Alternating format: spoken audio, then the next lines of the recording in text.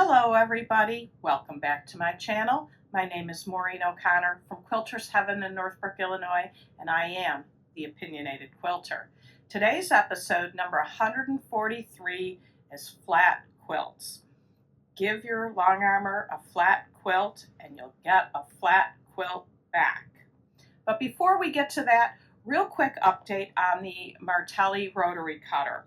I got one comment from a viewer who said that the Martelli rotary cutter makes it really easy to cut sitting down. Well, I don't know about you, but I cut scraps up sitting in front of the TV. So I am really anxious to try that, and I'll let you know how it goes for me. It sounds like it makes sense that that would really work. And one question I did not get to in the question and answer episode was about what's the difference between Lemoyne stars, 8-pointed stars, and lone stars.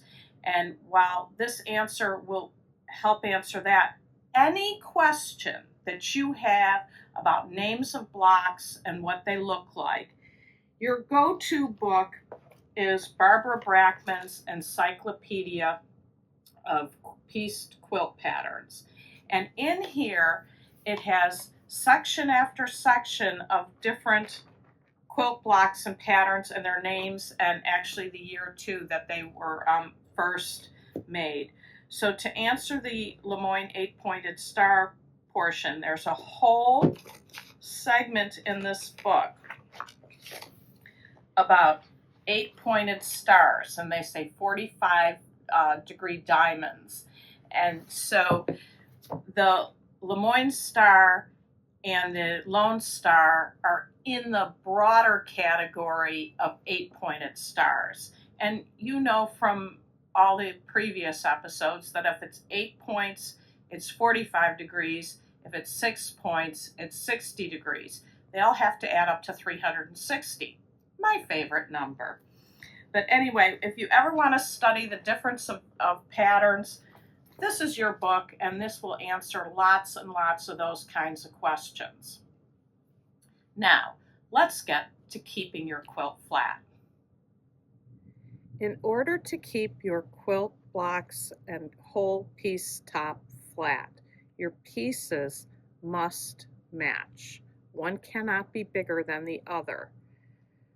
So here's an example. I've got two pieces here, and I'm putting my intersections together. Here is one intersection, here is the other intersection, and everything's perfectly flat. This will sew up beautifully. Now, if you take a piece, and I've got the first intersection pinned, and now I'm going to put my fingers on the second intersection. Check it out. The green is way bigger than the pink.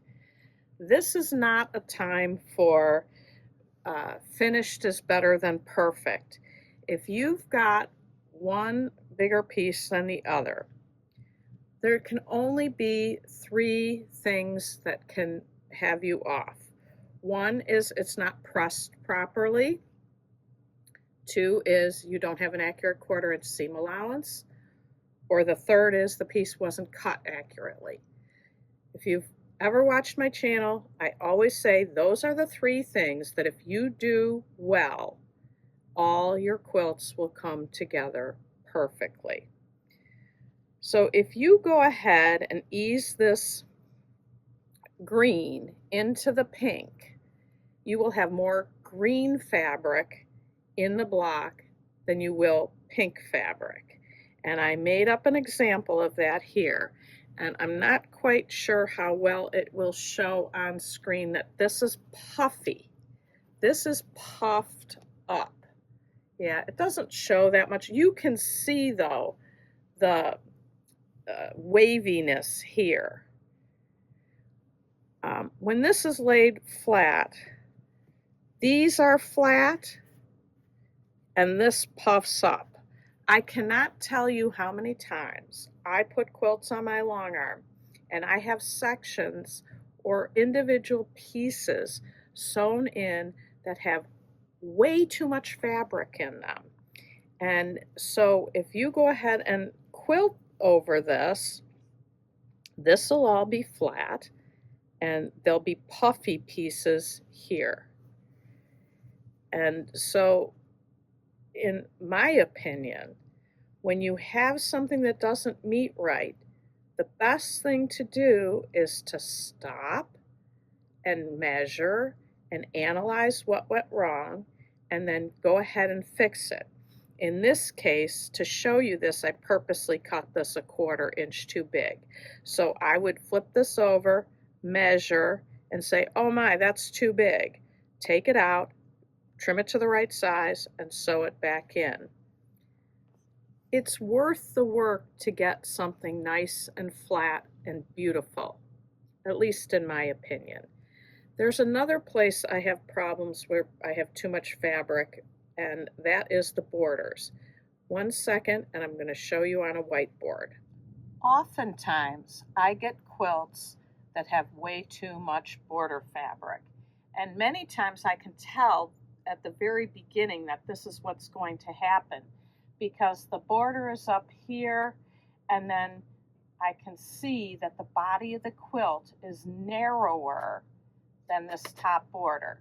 Now that doesn't cause any ripples because this is smaller than this. But now what happens when you get to the bottom? If we're trying to keep the border straight and flat, I'm pulling it down to keep it flat, but the body of the quilt is not as long as the border. And what I get many times at the bottom of a quilt is the look of a frown.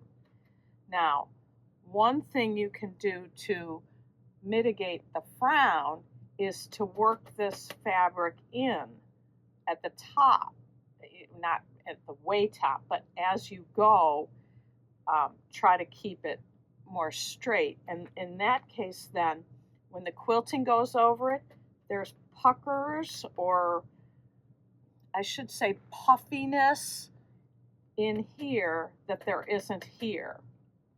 So I kind of try to do a partial of each.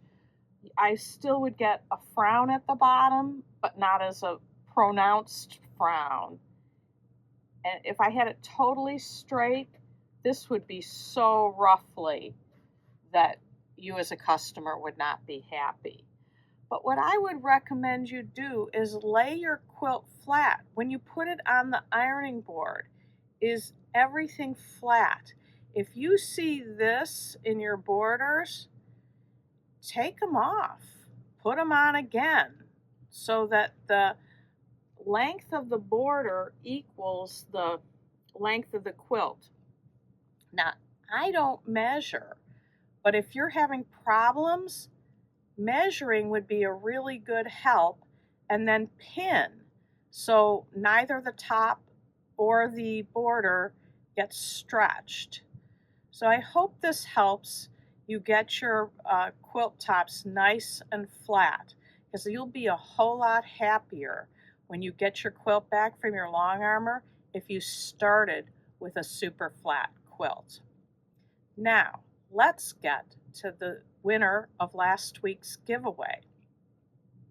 The winner of last week's giveaway, the Fat Quarter Bundle, is 2600 Ocean. That's all what the name was. So please, 2600 Ocean, email me at quiltersheaveninc@gmail.com with your mailing address, and I will get that bundle out to you. This week's giveaway is more batiks. There's no theme here. It's just batiks. There's some brightly colored ones. There's some fat quarters. There's some scraps. There's some bigger pieces. Just all different. So, more batiks. So, if you'd like to enter to win this giveaway, you know what to do. Like this video, comment, and subscribe to my channel. And in the comment, write more batiks, and you will be entered to win. So I'd like to thank all of you so much for watching. I appreciate each and every one of you. Please keep the comments coming. And until next time, happy sewing.